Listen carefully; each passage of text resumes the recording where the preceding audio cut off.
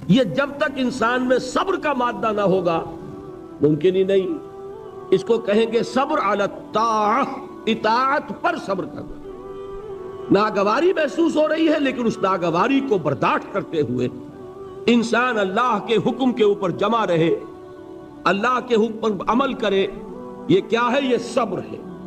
اگر یہ صبر نہیں ہے تو ظاہر بات ہے کہ انسان اللہ کے اس حکم پر عمل نہیں کر سکے. اسی طریقے سے اب منفی رخ لیجئے. میں نے مثال دی تھی نا، ایک شخص رشوت پیش کر رہا ہے، آپ کہیں میجسٹریٹ ہیں یا کہیں آپ اور کسی ایسی پوزیشن میں ہیں کہ آپ اس کو کوئی ناجائز فائدہ پہنچا سکتے ہیں اور وہ آپ کو رشوت پیش کر رہا ہے. مال وہ چیز ہے جو نفس کو محبوب ہے. نفس جو ہے وہ آپ کو پٹی پڑھا رہا ہے کہ لو اس کو قبول کر لو. اس وقت اگر آپ اپنے آپ کو تھامیں گے نہیں، روکیں گے نہیں، تو کیسے آپ کر سکیں گے اس ٹیمپٹیشن کا مقابلہ؟ یہ ہوگا صبر عن المعصیہ، معصیت سے اپنے آپ کو روکنا اور صبر کرنا. دیکھیے اس کی کتنی اعلیٰ مثال ہے سورہ یوسف میں. حضرت یوسف علیہ السلام جوان ہے، نہایت حسین ہے. پھر وہ عورت جو ہے امراۃ العزیز، اتنے بڑے سرکاری افسر کی بیوی، وہ گناہ کی دعوت دے رہی ہے. اس وقت اپنے آپ کو تھامنا. قرآن مجید نے کہا ہے نا کہ وَلَقَدْ هَمَّتْ بِهِ وَهَمَّ بِهَا لَوْلَا رَأَىٰ بُرْهَانَ رَبِّهِ. اس عورت نے تو اس برائی کا قصد کیا ہی تھا، حضرت یوسف کی طرف پیش قدمی کی ہی تھی. یوسف بھی کرتے اگر اپنے رب کی دلیل کو نہ دیکھ لیتے. اس وقت اللہ نے خصوصی دستگاری فرمائی، دستگیری، اس لیے کہ انسان کا نفس تو ظاہر بات ہے، وہ تو انسان کو خود حضور صلی اللہ علیہ وسلم کے خطبات میں آتا ہے کہ آپ جب بھی کہتے تھے کہ اے لوگو اللہ کا تقوی اختیار کرو، تو سب سے پہلے اپنے نفس کو مخاطب کرتے تھے. اوصیکم ونفسی بتقوی اللہ. لوگوں میں تمہیں بھی وصیت کر رہا ہوں. دیکھیے یہ اوصیکم وہی آ گیا، اوصا یوسی ایسان باب افعال. اوصیکم ونفسی بتقوی اللہ. لوگوں میں تمہیں بھی وصیت کر رہا ہوں اور اپنے نفس کو بھی وصیت کرتا ہوں کہ وہ اللہ کا تقوی اختیار کرے. تو یہ نفس کو تھامنا، روکنا ان چیزوں سے جو اسے مرغوب ہے، یہ ہے صبر عن المعصیہ. اور جو حکم دیا جا رہا ہے اس پر عمل پیرا ہونے میں جو ناگوار صورت پیش آ رہی ہے، نفس تو چاہ رہا ہے سو، ادھر معلوم ہے کہ اذان ہو چکی ہے، فجر کی جماعت کا وقت ہے، وہ کشمکش ہو رہی ہے. اس وقت جو ہے نفس کے اس تقاضے کو پیچھے ڈال کر اور اللہ کے حکم پر کاربند ہونا، یہ کیا ہے؟ صبر علی الطاعہ، اطاعت پر صبر، معصیت سے صبر. ایک مثبت صبر، ایک منفی صبر، یہ دو صبر ہوں گے تو پہلی منزل سر ہوگی. بات سمجھ میں آ گئی؟ اب آئیے دوسری منزل. دوسری منزل کیا تھی؟ یاد کیجئے، دعوت، تبلیغ، تلقین، نصیحت، دوسروں کو کہنا. اسی میں امر بالمعروف نہی عن المنکر. اب یہاں کیا ہوگا؟ اس میں چاہتا ہوں کہ ذرا ایک آیت کے حوالے سے، میں نے کل کہا تھا نا کہ وہ 3 باتیں میں یہاں چھوڑ رہا ہوں، وہ 3 باتیں آج سمجھ لیں. وہ 3 باتیں ہیں سورہ نحل کی ایک آیت کے حوالے سے. اتنی چھوٹی وہ ہے کہ وہ آپ کو یاد ہو جائے گی. ادعو الی سبیل ربک بالحکمت والموعظۃ الحسنۃ وجادلہم باللتی ہی احسن. بلاؤ اپنے رب کے راستے کی طرف، دعوت دو اپنے رب کے راستے کی طرف 3 چیزوں کے ذریعے. پہلی چیز بالحکمہ، حکمت کے ساتھ، دانائی کے ساتھ، دلیل کے ساتھ، برہان کے ساتھ. دوسری چیز موعظہ حسنہ، اچھی نصیحت، خوشنما نصیحت. اور تیسری چیز وجادلہم باللتی احسن، جدال حسنہ، جھگڑا، مجادلہ، مناظرہ، لیکن وہ بھی خوبصورتی کے ساتھ. اب ان تین چیزوں کی اہمیت کو سمجھیے. بدقسمتی سے ہمارے ہاں یہ جو تین لیولز ہیں دعوت کے، ہم ان کو بھول گئے، اور ان میں سے ہر ایک کی جو اہمیت ہے وہ ہمارے سامنے نہیں ہے. یہ تو میں مانتا ہوں کہ یہ صرف نبی کی ذات ہوتی ہے جو اتنی جامع ہوتی ہے کہ وہ تینوں لیول پر بیک وقت کام کرتے ہیں، اور غیر نبی سے آپ اس کی توقع نہیں کر سکتے. شخصیتوں کے اندر جو محدود اوصاف ہوتے ہیں وہ کسی ایک لیول پر بھی کام کر لے تو بہت بڑی بات ہے. تینوں لیول پر کام کرنا جو ہے وہ تو جیسا کہ میں نے عرض کیا وہ انبیاء کے لیے تو ہوتا ہے. وہ تین لیول کیا ہے؟ دیکھیے، ہر سوسائٹی میں، ہر معاشرے میں ایک اونچا طبقہ ہوتا ہے. اونچا میں دولت کے اعتبار سے نہیں کہہ رہا، اونچا سیاسی اقتدار کے اعتبار سے نہیں کہہ رہا، اونچا طبقہ ذہنی اعتبار سے، فکری اعتبار سے، عقلی اعتبار سے، جنہیں آپ کہتے ہیں انٹیلیجنسیا، جنہیں آپ کہتے ہیں انٹلیکچوئل مائنورٹی. ہوتا تو ہے بہت تھوڑا سا، مائنورٹی ہے، وہ اکثریت نہیں ہوتی، اکثریت عوام الناس کی ہے. انٹیلیجنسیا تو تھوڑا ہوگا، انٹلیکچوئل مائنورٹی اسے کہتے ہی مائنورٹی ہے کہ وہ اقلیت ہوتی ہے، ذہین اقلیت. اسی کے لیے ایک اور اصطلاح استعمال ہوتی ہے، دی brain trust of the society.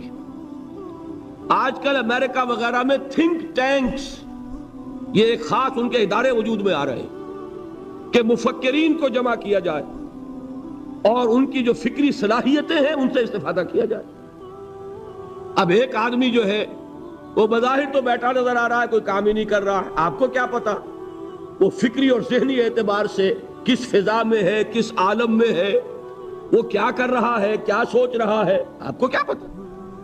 علامہ اقبال کی بعض تفسیریں آپ تصویریں دیکھی ہوں گی، یوں بیٹھے ہیں، معلوم ہوگا بڑا نکما آدمی ہے، یہ کیا سر جھکائے بیٹھا ہوا ہے.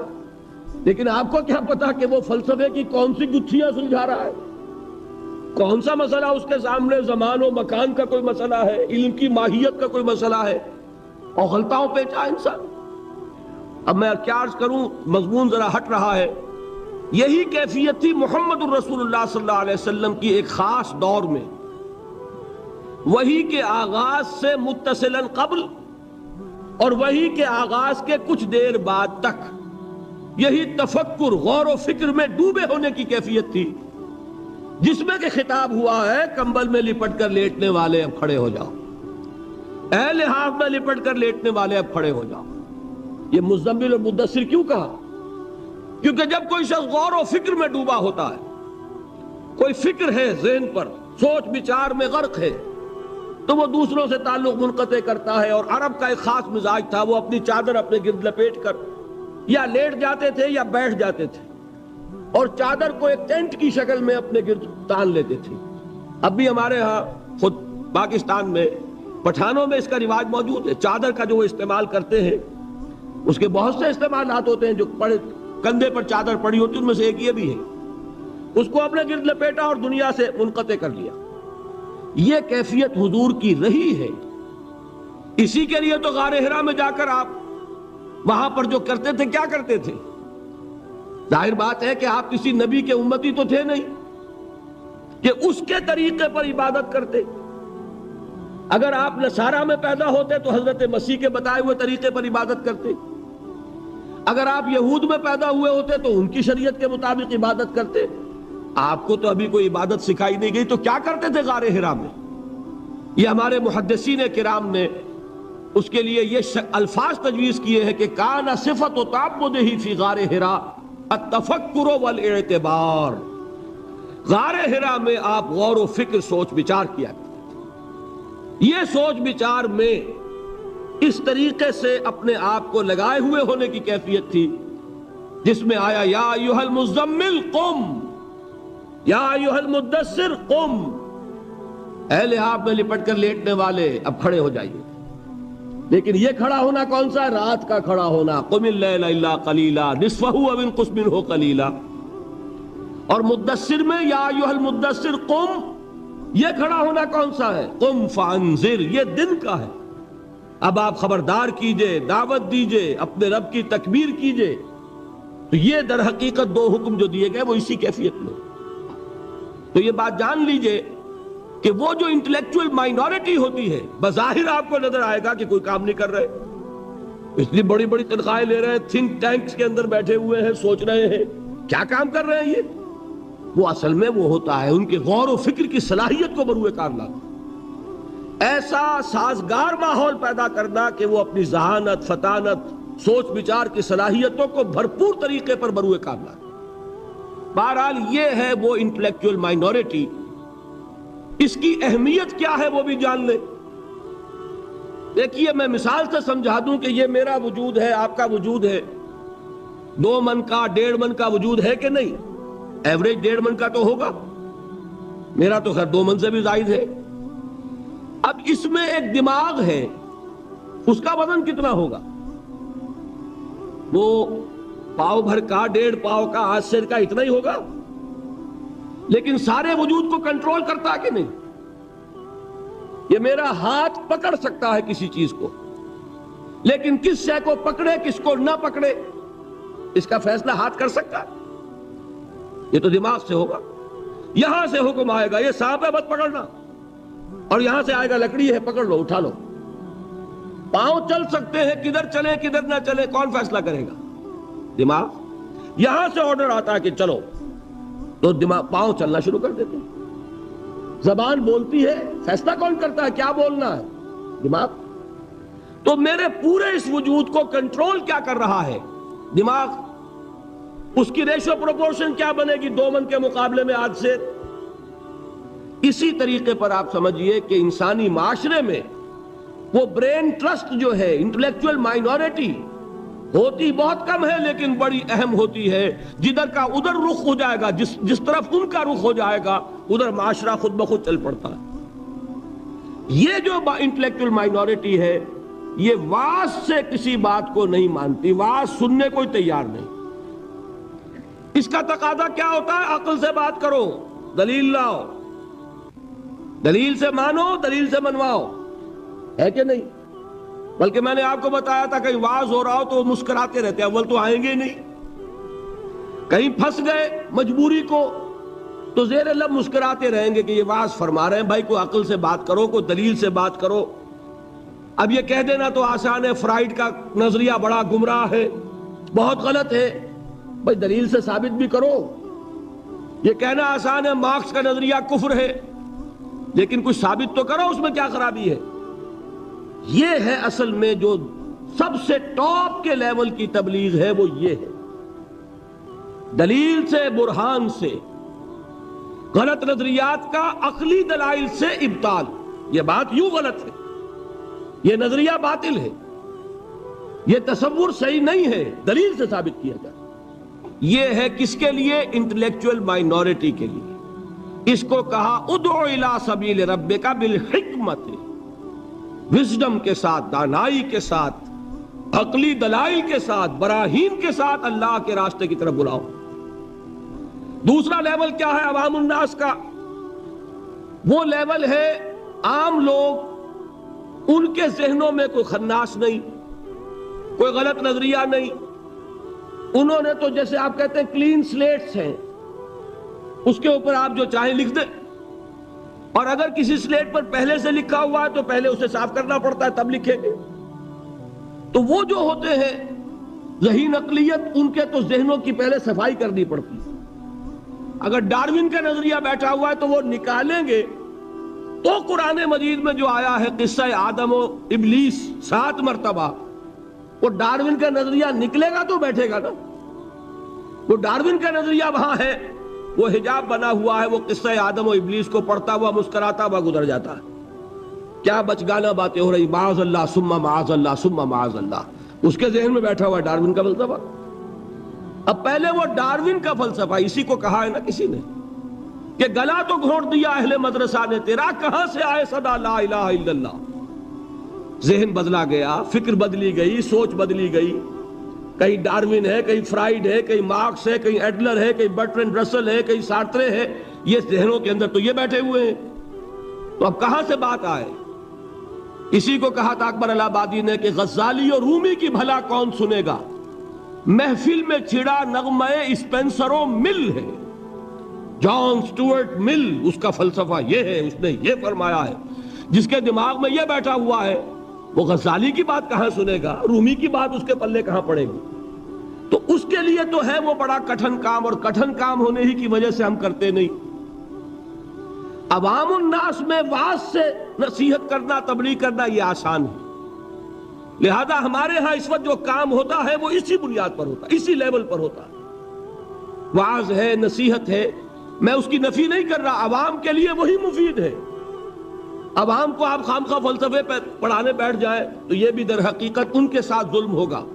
کلم الناس علی قدر عقولہم، وہ کیا ہے؟ وعظ۔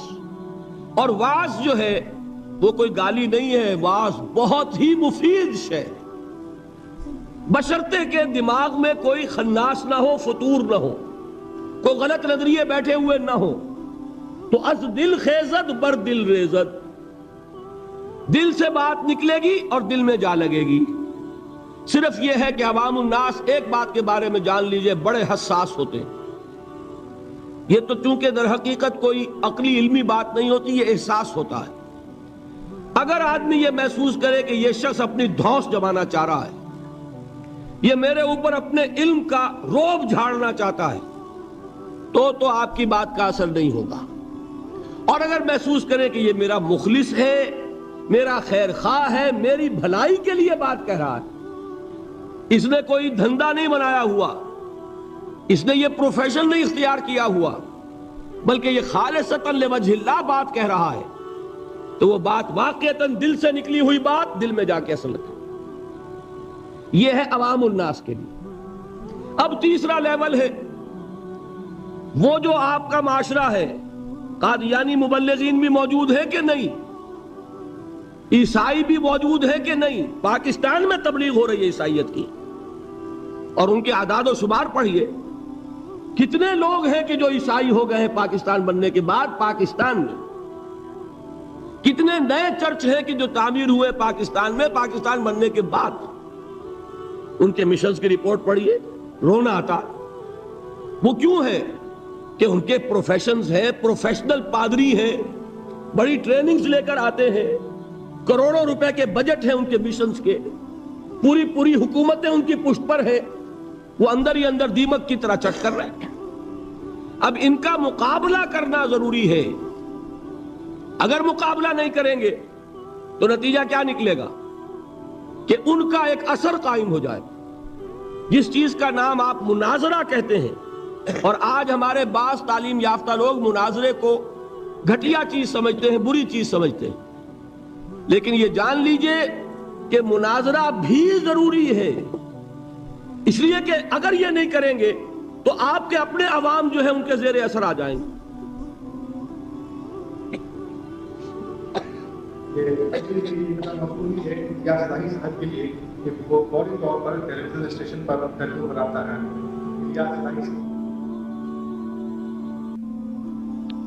مجھے یہ یاد نہیں ہے کہ میں نے یہاں ذکر کیا یا نہیں کیا، بہرحال اگر کیا ہے تو دوبارہ کر رہا ہوں۔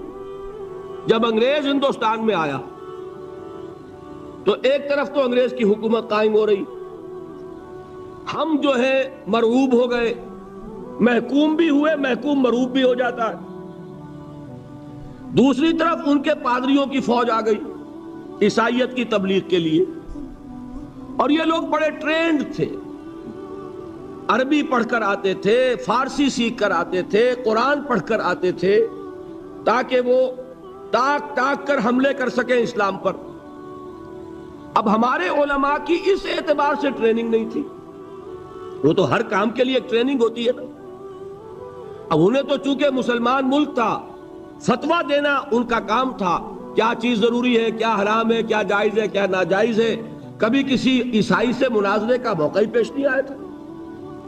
نتیجہ یہ نکلا کہ ایک پادری فینڈر تھا جرمن، کلکتے سے چلا دلی تک پہنچ گیا، اور جس شہر میں گیا اس نے علماء کو چیلنج کیا کہ مجھ سے مناظرہ کرو، اور ہر شہر میں جس نے بھی مقابلہ کیا، مناظرہ کیا، اس نے شکست کھائی اس سے۔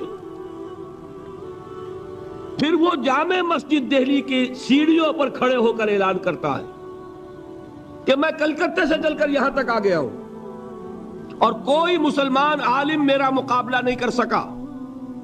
میں آج جامع مسجد دہلی کی سیڑھیوں سے چیلنج دے رہا ہوں پورے ہندوستان کے علماء کو کہ کوئی شخص مجھ سے مناظرہ کر لے. اب آپ سوچئے اس کو، اگر اس وقت کوئی اس کے مقابلے میں نہ آتا تو آپ کے عوام کے اوپر کیا اثر قائم ہوتا؟ ایک طرف انگریز حاکم ہے، ہم محکوم ہیں، اس کی تہذیب سے ویسے ہی مرعوب ہو گئے، دوسری طرف یہ کہ ہمارے علماء بھی مار کھا گئے، تو عوام میں جس پر جنگل کی آگ کی طرح عیسائیت پھیلتی اس کا آپ تصور نہیں کر سکتے. اس وقت اللہ کا ایک بندہ، یہ اللہ کی سنت ہے. اقبال کا بڑا پیارا شعر ہے، خون اسرائیل آ جاتا ہے آخر جوش میں، توڑ دیتا ہے کوئی موسیٰ طلسم سامری. اللہ تعالیٰ نے بر وقت اٹھا دیا. وہ اقبال نے یہ مصرع استعمال کیا ہے حضرت مجدد الفسانی رحمت اللہ علیہ کے لیے کہ اللہ نے بر وقت کیا جس کو خبردار، وہ ہند میں سرمایہ ملت کا نگہباں، اللہ نے بر وقت کیا جس کو خبردار. اسی طرح کی ایک شخصیت مولانا رحمت اللہ کیرانوی رحمت اللہ علیہ، وہ آئے میدان میں خم ٹھوک کر، انہوں نے مناظرہ کیا، پادری فینڈر کو ایسی شکست فاش ہوئی کہ پھر وہ ہندوستان چھوڑ کر بھاگ گیا. اس نے جا کر پھر ترکی میں ڈیرا لگایا. اس وقت تک ابھی خلافت تھی ترکی کی، خلافت عثمانی. وہاں جا کر ڈیرا لگایا، وہاں کا کوئی عالم مقابلہ نہیں کر سکا. یہ مولانا رحمت اللہ کیرانوی گئے تھے حج کے لیے. جب دارالخلافہ میں خبر پہنچی کہ یہ ہے وہ شخص جس نے شکست دی تھی فینڈر کو، تو وہاں سے ایک ریکویسٹ آئی کہ حضرت یہاں تشریف لائیے، اس پادری نے ہمارا ناطقہ بند کیا ہوا ہے. تو وہ وہاں سے دعوت پر اب جا رہے ہیں ترکی. اسے فینڈر کو جب خبر ملی کہ مولانا رحمت اللہ آ رہا ہے، مولوی رحمت اللہ، وہ وہاں سے بھی ایسا بھاگا، مقابلہ نہیں کر سکا. یہ ہے، دیکھیے اس کی ضرورت ہے، اس کی بھی ضرورت ہے. اب یہ میں بتا دوں آپ کو، ایک شخص یہ تینوں کام نہیں کر سکتا. ایک شخص انٹلیکچوئل لیول پر بھی کام کرے، ایک شخص سرمن اور واعظ کی سطح پر بھی کام کرے، اور وہ شخص مناظرے بھی کرے. مناظرہ عیسائیوں سے کرنے کے لیے کچھ اور معلومات درکار. بائبل کو پڑھاؤ جیسے آئے تھے دیدات صاحب، یہاں آئے کہ نہیں آئے؟ اب وہ اس وقت اللہ نے ان کو اٹھا دیا. ایک شخص ہے جو بائبل کے حوالوں سے پادریوں کا ناطقہ بند کیے ہوئے. غالباً آج یا کل ان کا جو مناظرہ ہوا ہے لندن میں، اس کے کیسٹس آپ کو مل جائیں گے. یہ اللہ کا بڑا فضل ہے کہ اس وقت ایک شخص عالم اسلام میں ایسا اٹھ کھڑا ہوا کہ کئی جگہ پر وہ پادری لوگ جو شکست کھا چکے. تو یہ اللہ کی طرف سے. اب یہ صلاحیت آپ اگر کہیں احمد دیدات صاحب سے کہ ایک قادیانی سے بھی مناظرہ کرو تو نہیں کر سکیں گے. اس کی وجہ یہ کہ اسپیشلائزیشن کا معاملہ ہے. قادیانی سے مناظرہ کرنے کے لیے وہ قادیانی کی ساری کتابیں پڑھی جائے، اس کا سارا لٹریچر کھنگالا جائے اپنے دل پر جبر کر کے، تبھی تو کر سکے گا نا. تو ایک شخص سارے کام نہیں کر سکتا. اس کے لیے ضرورت کیا ہے؟ اداروں کی ضرورت ہے، جہاں پول اپ کیے جائیں صلاحیتیں، کہ جو لوگ انٹلیکچوئل لیول پر کام کر سکتے ہیں وہ اس لیول پر تیاری کریں. جو لوگ عوامی سطح پر واعظ اور نصیحت کے ذریعے سے عوام الناس کو اللہ کی طرف بلا سکتے ہیں وہ اس کا کام کریں. پھر جو جدال کرنے والے ہیں، مناظرہ اور مجادلہ، وہ آئیں اور وہ اپنی اپنی مختلف جو ہیں جتنے بھی ان کے اندر وہ اسپیشلائز کریں اور ان کا مقابلہ کریں. ہندوستان میں عیسائیوں کی طرف سے حملہ ہوا اسلام پر، اور اسی وقت ہوا تھا آریہ سماجیوں کی طرف سے. آریہ سماجیوں سے مناظرے کرنے میں مولانا ثناء اللہ امرتسری، ان کو اللہ نے ایک صلاحیت دی. اور یہ غلام احمد قادیانی بھی جو پہلے مشہور ہوا ہے، وہ در حقیقت انہی مناظروں کی وجہ سے. آریوں کے مقابلوں میں کچھ انہیں فتح حاصل ہوئی، کچھ عیسائیوں کے مقابلے میں فتح حاصل کی تو مسلمانوں میں پاپولر ہو گیا. اور اب جو دماغ میں خناس پیدا ہوا، ظرف کم ہو تو زیادہ پڑ جائے تو چھلک جاتا ہے. لہذا میں یہ ہوں اور میں وہ ہوں اور میں نبی ہوں اور میں فلاں ہوں. پھر یہ دعوے اس نے کیے، فَضَلَّ وَأَضَلَّ، گمراہ ہوا اور نہ معلوم کتنوں کو گمراہ کر گیا. لیکن اپنی جگہ یہ بات سمجھ لیجئے کہ دعوت کے یہ تینوں لیول ضروری ہیں. ادعو الی سبیل ربک بالحکمت والموعظۃ الحسنۃ وجادلھم باللتی احسن. یہ تین چیزیں نوٹ کر لیجئے. جیسے پہلی سطح پر تین جہاد تھے، نفس سے جہاد، شیطان سے مقابلہ اور بگڑے ہوئے معاشرے کے غلط دباؤ کا مقابلہ. وہاں صبر کیا تھا؟ صبر عن المعصیہ، صبر علی الطاعہ. اب یہاں کون سا صبر درکار ہے؟ جو شخص یہ کام کرے گا اسے اپنے کیریئرز کا صبر کرنا پڑے گا. ایک شخص میں ذہانت ہے، صلاحیت ہے، وہ کوئی بہت ہی نفع بخش کیریئر جو ہے اس نے اڈاپٹ کیا ہوا ہے، ڈاکٹر ہے، انجینئر ہے، اس میں اسے بڑی اونچی تنخواہیں مل رہی ہیں، بڑی اعلیٰ پریکٹس چل رہی ہے، لیکن وہی صلاحیت اب ادھر لگائے گا، ظاہر بات ہے وہ بساط طے ہوگی، اس میں کمی آئے گی. یہ کیسے ہو سکے گا اگر صبر نہ ہو؟ اگر انسان صبر نہ کر سکے، اگر انسان قربانی نہ دے سکے اپنے کیریئر کی، اپنے مفادات کی، اپنے شاندار مستقبل کی. وہی نوجوان دیکھیے، ہمیں شرم آنی چاہیے اور گردنیں ہمیں جھکا لینی چاہیے. قادیانیوں میں کتنے نوجوان ہیں جو اپنی زندگیاں جو ہے وقف کر دیتے ہیں. وہ زندگیاں وقف کرتے ہیں، انہیں ٹریننگ ملتی ہے، پھر وہ میدان میں آتے ہیں. عام آدمی کیسے کام کر لے گا؟ آپ سوچئے کہ آپ اپنے بچوں کو اس کام کے لیے وقف کرنے کے لیے تیار ہوں گے؟ ہم ذرا بھی کوئی کھاتا پیتا انسان ہو، ذرا سی بھی اس کی کوئی حیثیت ہو، وہ کبھی سوچنے کو بھی تیار نہیں ہوگا. بھائی چندہ لے لو، اللہ اللہ خیر صلی اللہ، جان چھوڑو. ہم اپنی اولاد کو اس کام کے لیے نہیں دے سکتے. یہ ہے ہمارا حال، اور یہی وجہ ہے کہ وہ دین حق جو ہے پامال ہے. آج ہی کوئی صاحب کہہ رہے تھے قادیانیت افریقہ میں بہت پھیل رہی ہے. کیوں پھیل رہی ہے؟ باطل جو ہے، عیسائیت پاکستان میں پھیل رہی ہے. کیوں پھیل رہی ہے؟ آخر حکومتیں ہیں، پیسے خرچ کرتی ہیں، ان کے پادری سر ترین ممالک کے رہنے والے لوگ گرم ترین ممالک میں آ کے زندگیاں گزارتے کہ نہیں گزارتے؟ آج تو پھر بھی ایئر کنڈیشنز ہیں ان کے لیے، لیکن ایک زمانہ وہ بھی تو تھا جبکہ وہ جیکب آباد میں اور کہاں پنجاب کے تھل کے صحراؤں میں وہ لوگ گئے ہیں، اس وقت ایئر کنڈیشنر بھی نہیں تھے.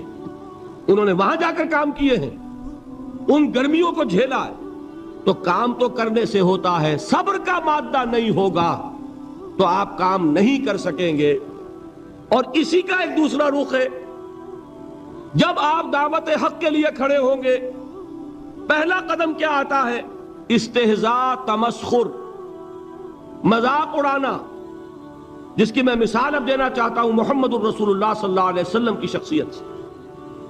دیکھیے ہم کیا اور ہماری بساط کیا، ہم کیا مبلغ ہوں گے، کیا داعی ہوں گے، ہمارے اپنے دامن پر داغ ہوتے ہیں، لیکن یہ کہ محمد الرسول اللہ کے دامن پر کوئی داغ تھا؟ ان کو تو سارے مکے والے الصادق الامین کہتے تھے، نہایت محبوب شخصیت تھے. ان کے لیے تو جا صادق، جا الامین، یہ الفاظ سننے میں آتے تھے، آنکھوں کا تارا. لیکن جب آپ نے دعوت اب شروع کی، اب قرآن مجید میں دیکھیے، کسی نے کہا مجنون ہو گئے، دماغ خراب ہو گیا، پاگل ہو گئے، اجی شاعر ہیں، کچھ شعر جوڑ لیتے ہیں، ہم پر بہت جماتے ہیں. کسی نے کہا ساحر ہیں، کچھ جادو سیکھ لیا ہے. یہاں تک کہ ایسے بدبخت بھی پیدا ہوئے، قرآن میں ہے ساحر کذاب، سحر کرنے والا جادوگر نہایت جھوٹا. یہ الفاظ کہے جا رہے ہیں کس کی شان میں؟ محمد الرسول اللہ صلی اللہ علیہ وسلم. قرآن میں نقل کیا گیا، یا ایھا الذی نزل علیہ الذکر انک لمجنون. کبھی آپ نے اس کا ترجمہ سوچا؟ اے وہ شخص، دیکھیے تصور کیجئے، حضور جا رہے ہیں، تشریف لے جا رہے ہیں، کسی دعوت میں ہے، تبلیغ میں، یا ویسے ہی تشریف لے جا رہے ہیں، اور کوئی ایک جمگھٹا ہے لوگوں کا، ادھر سے فقرہ آتا ہے، تیر کی طرح لگتا ہے دل میں جا کر محمد کے صلی اللہ علیہ وسلم. اے وہ شخص جس کا یہ خیال ہے کہ اس پر کوئی ذکر نازل ہو رہا ہے، ہمارے خیال میں تو تمہارا دماغ خراب ہو گیا.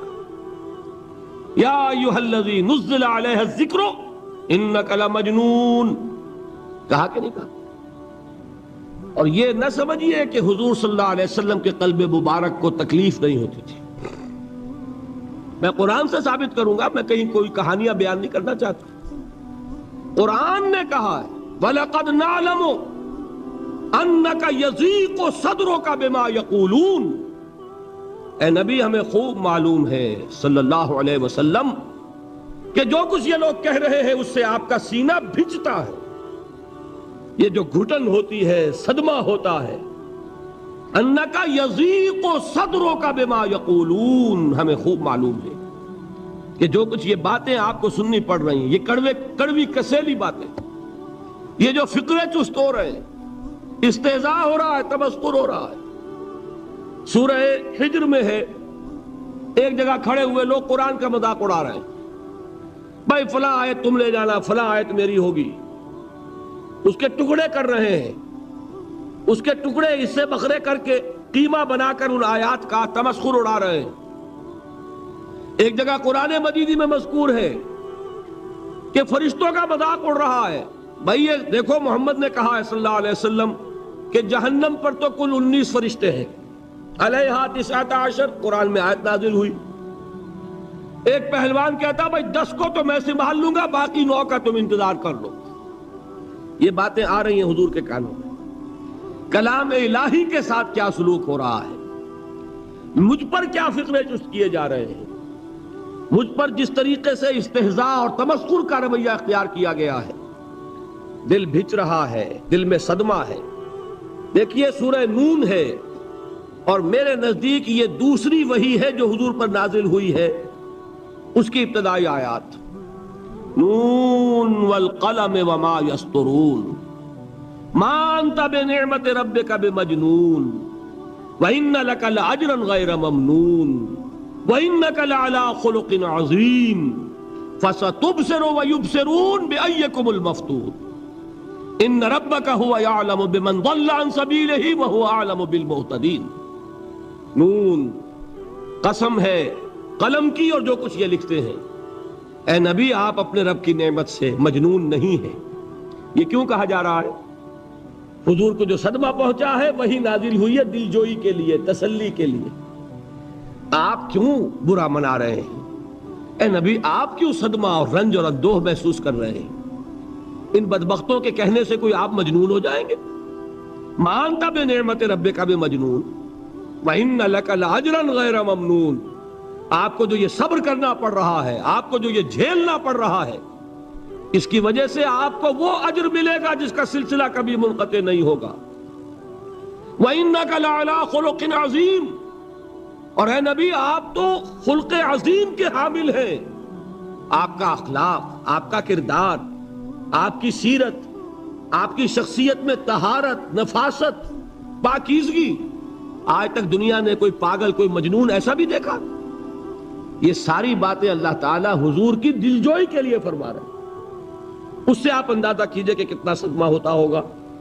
یہی ہے، اس ساری چیز کو جمع کیجئے تو یہ چیز کیا ہے؟ وَاصْبِرْ عَلَىٰ مَا يَقُولُونَ وَاهْجُرْهُمْ هَجْرًا جَمِيلًا. صبر کرو اے نبی، صبر کرو اے محمد صلی اللہ علیہ وسلم، جھیلو اور برداشت کرو اس پر جو یہ کہہ رہے ہیں. اچھی طرح نوٹ کیجئے یہ بات، ذرا سیرت ہی کا سمجھ لیجئے، آج ایک بیان ہو جائے گا. یوں سمجھیے جب حضور نے یہ کہا کہ مجھ پر وحی نازل ہوئی، فرشتے سے ملاقات ہوئی، تو اب وہ چہمے گوئیاں شروع ہو گئی. معلوم ہوتا دماغ خراب ہو گیا. دیکھیے ہم نہیں کہتے تھے یہ جا کے غار حرا میں بیٹھتے ہیں، کئی کے دن رہتے ہیں، بھوکے رہتے ہیں، وہ خشکی چڑھ گئی نا آخر.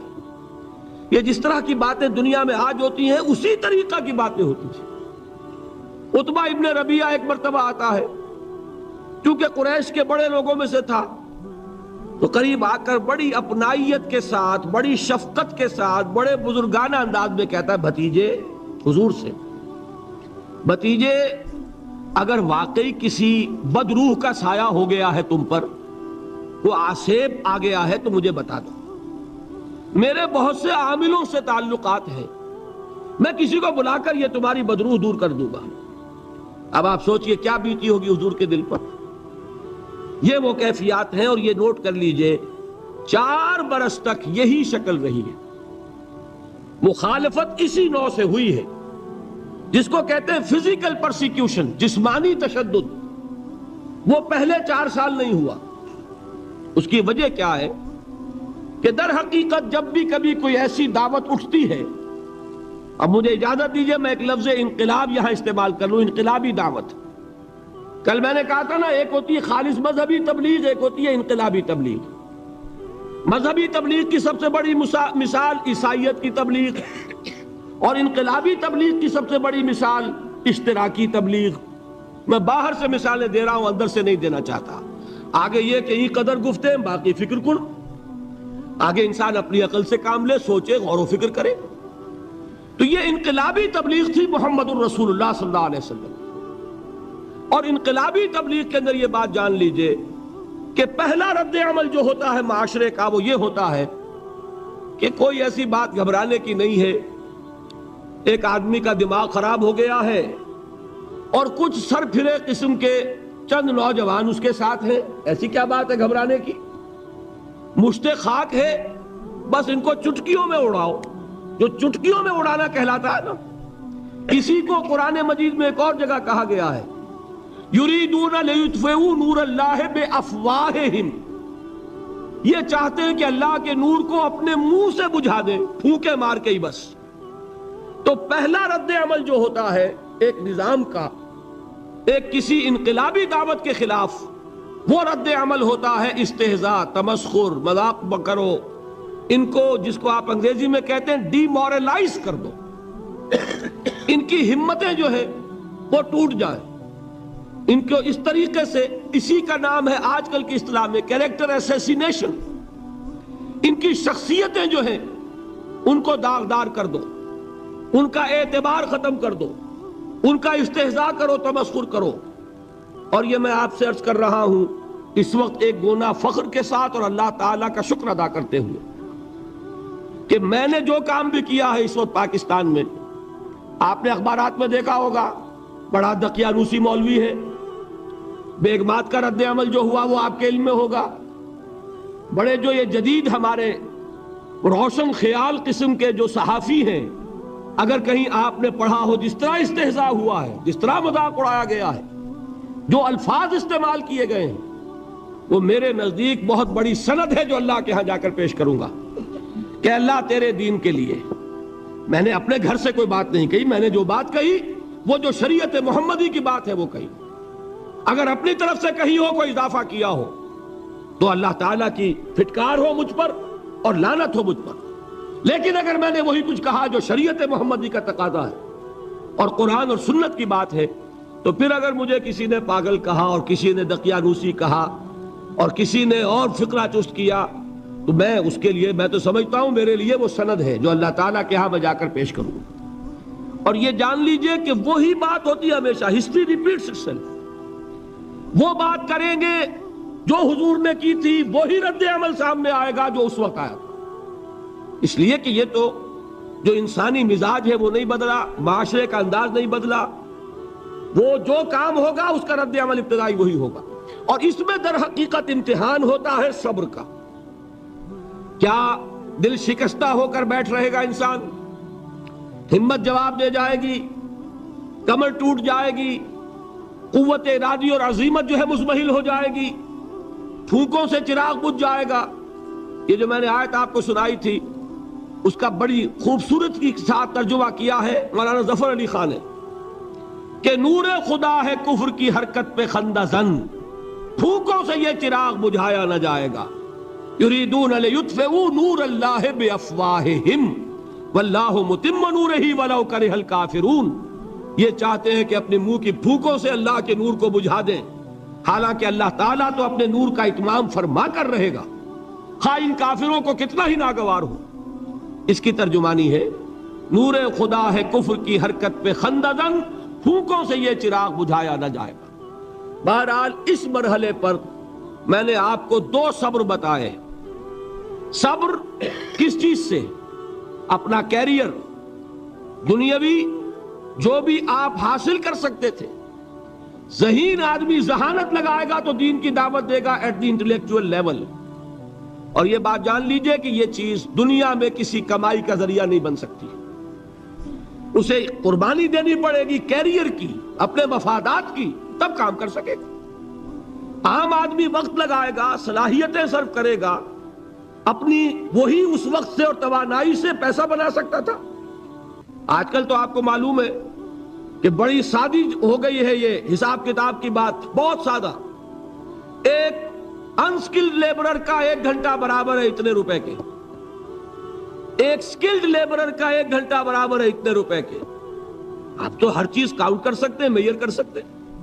جو شخص 1 گھنٹہ لگا رہا ہے اس نے کوئی پیسہ خرچ کیا ہے نا، اسی وقت کو لگا کر وہ پیسہ بناتا، اسی ذہانت اور صلاحیت سے وہ کوئی کمائی کرتا۔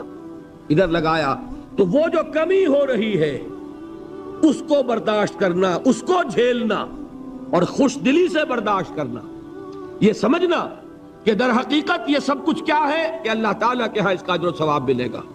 یہ صبر کا ایک رخ، اور استہزاء ہو، تمسخر ہو، مذاق اڑے، فقرے چست ہو، دقیانوسی کہا جائے، ریئیکشنری کہا جائے، یہ بڑے ریئیکشنری ہے، یہ بڑے پچھلے زمانے کے لوگ ہیں، اگلے وقتوں کے ہیں یہ لوگ، انہیں کچھ نہ کہو۔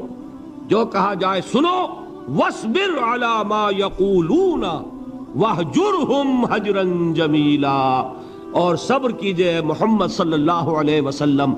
دیکھیے کوئی پہلو ایسا نہیں ہے جس میں ہمیں ہدایت قرآن مجید سے اور سیرت محمد صلی اللہ علیہ وسلم سے مل نہ جائے۔ اگر اللہ تعالیٰ مقام دعوت پر فائز ہونے کی توفیق عطا فرما دے تو جو مرحلے پیش آئیں گے وہ آپ کو نظر آ جائیں گے سیرت محمدی میں صلی اللہ علیہ وسلم، اور اس وقت حضور سے جو کہا گیا اس سے آپ کے دل پر بھی، اس کے زخمی جو آپ کا دل ہے، آپ کے احساسات ہیں، اس پر مرہم رکھا جائے گا۔ وَلَقَدْ نَعْلَمُ أَنَّكَ يَضِيقُ صَدْرُكَ بِمَا يَقُولُونَ، ہمیں خوب معلوم ہے کہ جو کچھ آج تمہیں سننا پڑ رہا ہے اس سے تمہارا سینہ بھجتا ہے، تمہیں رنج اور صدمہ ہوتا ہے، لیکن وَاصْبِرْ عَلَى مَا يَقُولُونَ، جو کچھ یہ کہہ رہے ہیں اس پر صبر کیجئے، اس کو جھیلیے اور برداشت کیجئے۔ اچھا، اس مرحلے پر صبر کی ایک تیسری شکل ہے، اس کو بھی سمجھ لیجئے۔ وہ صبر ہے جو میں نے سورہ حامیم السجدہ کے حوالے سے آپ کے سامنے رکھا ہے۔ مقام دعوت پر جو شخص فائز ہو گیا ہو اس کے لیے یہ صبر لازم ہے کہ لوگ گالیاں دیں وہ دعائیں دیں، لوگ پتھراؤ کریں وہ پھول پیش کرے، اگر نہیں کرے گا دعوت نہیں آگے بڑھے گی۔ اچھی طرح سمجھ لیں، یہ جو قانون ہے السن بالسن والعین بالعین، آنکھ کا بدلہ آنکھ اور دانت کے بدلے دانت اور کان کے بدلے کان، یہ قانون ہے شریعت کا۔ یہ قانون مقام دعوت پر نہیں چلتا، مقام دعوت کا قانون اور ہے، جھیلو، برداشت کرو، مارے کھاؤ، ہاتھ نہ اٹھاؤ۔ اس کا نام ہے پیسو ریزسٹنس۔ وہ میں نے کل کہا تھا نا کہ 3 مجھے اصطلاحات آپ کو بتانی ہے اور اس کا مفہوم۔ تیسرے لیول پر جب آپ آ جائیں گے اقامت دین کی جد و جہد میں، اس کے لیے پہلا صبر کیا ہے؟ صبر محض۔ اب میرے پاس کوئی اور لفظ نہیں ہے ترجمہ کرنے کے لیے۔ صبر محض سے کوئی بات شاید بہت سے حضرات کی سمجھ میں نہیں آئے گی۔ صرف صبر کیا معنی؟ پیسو ریزسٹنس، لوگ گالیاں دیں تم دعائیں دو، لوگ تمہیں مار رہے ہو تم ہاتھ مت اٹھاؤ۔ یہ جو پیسو ریزسٹنس ہے مقام دعوت کے لیے یہ لازم۔ اصل میں حضرت مسیح علیہ السلام کے جو جملے عام طور پر ہمارے ہاں مشہور ہیں، بائبل میں ہیں، ان پر ہمارے کچھ علماء فقرے چست کر دیتے ہیں کہ یہ بڑی غیر فطری تعلیم ہے، یعنی حضرت مسیح کے یہ جملے نہیں ہو سکتے، اس لیے کہ شریعت کا قانون تو یہ ہے کہ تمہارے کوئی تھپڑ مارے تو تم تھپڑ مارو۔ قصاص، وَلَكُمْ فِي الْقِصَاصِ حَيَاةٌ يَا أُولِي الْأَلْبَابِ، ہے کہ نہیں؟ اے ہوش مندو، قصاص میں زندگی ہے، بدلہ نہیں لوگے تو شریروں کی حوصلہ افزائی ہوگی۔ اس نے آج تمہارے تھپڑ مارا ہے، تم نے بدلہ نہیں لیا، کل وہ کسی اور کے لگائے گا، اس کو تو یوں سمجھیے نا کہ عادت پڑے گی۔ پھر معاشرے کی درستی کے لیے ضروری ہے کہ بدلہ ہو۔ ایک تھپڑ اس نے لگایا ہے تو تھپڑ اس کے لگے تو اس کے بھی 14 طبق روشن ہو، تاکہ کسی اور کو تھپڑ مارنے کی ضرورت اس میں نہ ہو۔ یہ صحیح ہے کہ معاشرے کی درستی اسی میں، لیکن جو دعوت کا معاملہ ہے بالکل جدا ہے، اس کے قانون اور ہیں۔ حضرت مسیح کے الفاظ کیا تھے یا نہیں، بہرحال انجیل میں یہ ہے، اور میں جو بات عرض کر رہا ہوں وہ یہ ہے کہ وہ بالکل صحیح ہے۔ مقام دعوت کے دوران یہی طرز عمل صحیح ہے، اور یہی طرز عمل محمد رسول اللہ نے صلی اللہ علیہ وسلم اپنے ساتھیوں کو تلقین فرمایا۔ وہ کیا ہے؟ وہ الفاظ جو ہے انجیل کے وہ یہ ہیں کہ اگر کوئی تمہارے داہنے گال پر تھپڑ مارے بایاں بھی پیش کر دو، اگر کوئی تمہارا چغا لینا چاہے نالش کر کے تو تم اس کو کرتا بھی اتار کے دے دو، اگر کوئی تمہیں بیگار میں 1 کوس لے کے جانا چاہے تم 2 کوس اس کے ساتھ جاؤ۔ اس پر کہا گیا کہ یہ بڑی غیر فطری تعلیم ہے، یقیناً قانون کے اعتبار سے غیر فطری ہے، دعوت کے اعتبار سے یہ لازمی ہے۔ یہی دعوت کا یہی قانون ہے جو 12 برس تک مکے میں محمد الرسول اللہ نے نافذ کیا۔ صحابہ کو کیا حکم تھا؟ تمہیں کتنا ہی مارا جائے تم جواب میں کوئی کارروائی نہیں کر سکتے۔ نو ریزسٹنس، نو ریٹیلیشن۔ ریزسٹنس تو ہے، پیسو ریزسٹنس۔ ریزسٹنس کیا ہے؟ کہ پیچھے مت ہٹنا۔ وہ سارا دباؤ کیوں دے رہے تھے کہ تم اپنا تعلق منقطع کرو محمد سے صلی اللہ علیہ وسلم، تم توحید کو چھوڑو، اپنے آبائی دین میں آؤ۔ اسی کے لیے پریشرائز کر رہے تھے نا۔ حضرت بلال کو مار رہا ہے امیہ ابن خلف، حضرت خباب بن الارت رضی اللہ تعالیٰ عنہ کو دہکتے ہوئے انگارے زمین میں بچھا کر اور اس کے اوپر ننگی پیٹھ لٹا دیا گیا۔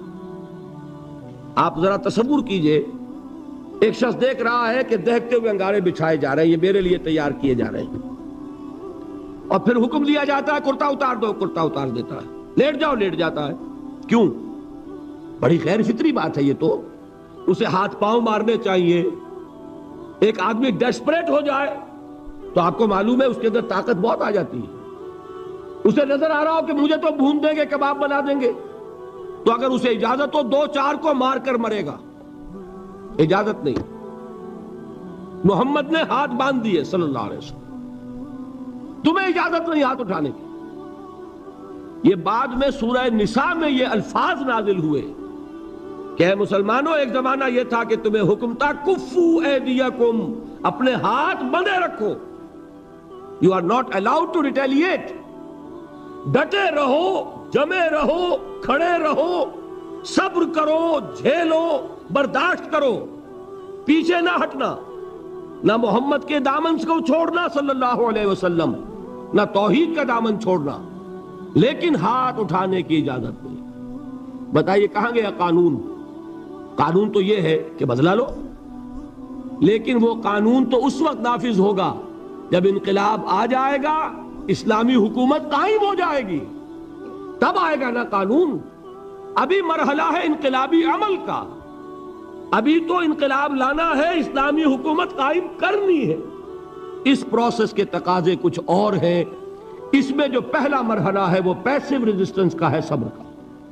یہی وجہ ہے، دیکھیے مکی صورتوں میں خود نبی اکرم صلی اللہ علیہ وسلم کو اتنے مختلف پیرایوں میں صبر کا حکم دیا گیا۔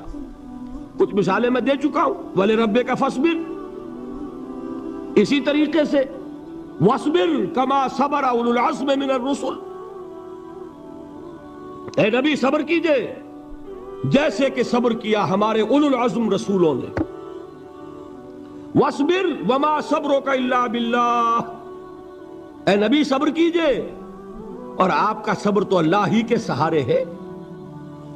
وَاصْبِرْ لِحُکْمِ رَبِّكَ، یہ سورہ نون جس کی ابتدائی آیات میں نے آپ کو سنائی، نون والقلم وما یسطرون ما انت بنعمت ربک بمجنون، اس کا اختتام کیا ہوتا ہے؟ وَاصْبِرْ لِحُکْمِ رَبِّكَ وَلَا تَكُنْ كَصَاحِبِ الْحُوتِ إِذْ نَادَىٰ وَهُوَ مَكْظُومٌ، اے نبی صبر کیجئے اپنے رب کے فیصلے کا، انتظار کیجئے، اور اس مچھلی والے کے مانند نہ ہو جائیے۔ مچھلی والا کون؟ حضرت یونس علیہ السلام۔ مچھلی والے نے اپنے دینی حمیت اور غیرت جو تھی اس کی وجہ سے اللہ کے حکم کا انتظار نہیں کیا، اپنی قوم کو چھوڑ کر چل دی۔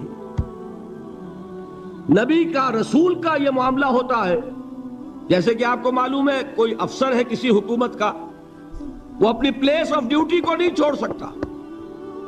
He must stick to his place of duty. بڑے افسرز کے لیے تو یہ بہت بہت اہم بات ہے.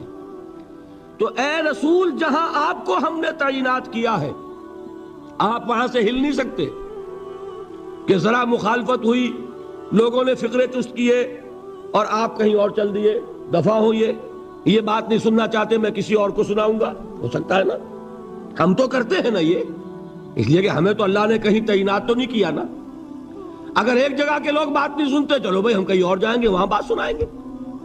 لیکن رسول کا معاملہ ہوتا ہے جو اس کی پلیس آف اپوائنٹمنٹ ہے، he cannot leave his place without the express permission of اللہ سبحانہ و تعالی.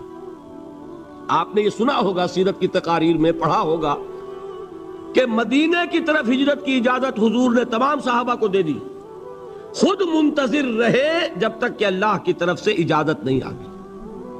حضرت ابو بکر پوچھتے رہتے تھے حضور اجازت آ گئی کہ نہیں؟ نہیں ابھی نہیں آئی. حضور اذن آ گیا؟ نہیں آیا. ابھی نہیں آیا. حبشہ کی طرف سب کو بھیج دیا، اجازت دے دی جو جانا چاہے چلا جائے. حضور کی صاحبزادی جو حضرت عثمان کے نکاح میں تھی وہ بھی ہجرت کر رہی، لیکن حضور تو نہیں گئے. رسول نہیں چھوڑ سکتا اپنی جگہ کو. یہاں تک کہ تمام تقریباً صحابہ چلے گئے، حضور رہ گئے، حضرت ابو بکر رہ گئے، حضرت علی رہ گئے. اور حضرت ابو بکر پوچھ رہے ہیں بار بار اجازت آئی یا نہیں؟ نہیں ابھی نہیں آئی. حضرت عائشہ نے واقعہ بیان کیا کہ ایک روز اچانک دوپہر کے وقت ہم نے دیکھا کہ حضور نے اپنے پورے جسم کو ڈھانپا ہوا ہے، چہرے کو بھی کپڑے میں ڈھانکا ہوا ہے اور تشریف لا رہے ہیں. یہ اس میں تعجب کی بات یہ کہ عرب میں آج بھی آپ کو معلوم ہے کہ یہ چیز جو ہے ان کی روایات کے خلاف ہے کہ دوپہر کے وقت کوئی کسی سے ملنے جائے. یہ وقت جو ہے قیلولے کا ہے، آرام کا ہے. آج کل وہ عصر اور ظہر کے مابین کا وقفہ. تو این ٹھیک دوپہر کے وقت تشریف لائے حضور. آپ نے آ کے حضرت ابو بکر سے فرمایا کہ اجازت آ گئی ہے.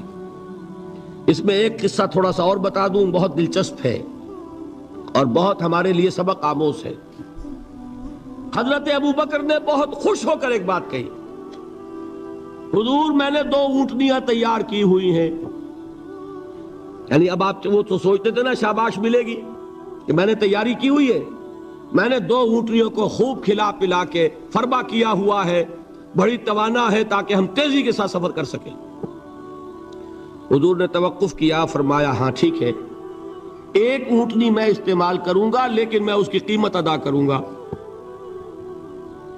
حضرت ابو بکر کی آنکھوں میں آنسو آ گئے. روتے ہوئے کہا حضور مجھ سے یہ مغایرت، کیا یہ جان اور مال کسی اور کے لیے ہے؟ آپ مجھ سے بھی کہہ رہے ہیں میری اونٹنی جو ہے وہ بھی بلا معاوضہ آپ قبول نہیں فرما رہے. یہ ہے محمد الرسول اللہ کی غیرت اور حمیت کا معاملہ. ہمارا معاملہ جو ہے دین کی دعوت و تبلیغ کے اعتبار سے بالکل کچھ مختلف بنا ہوا ہے.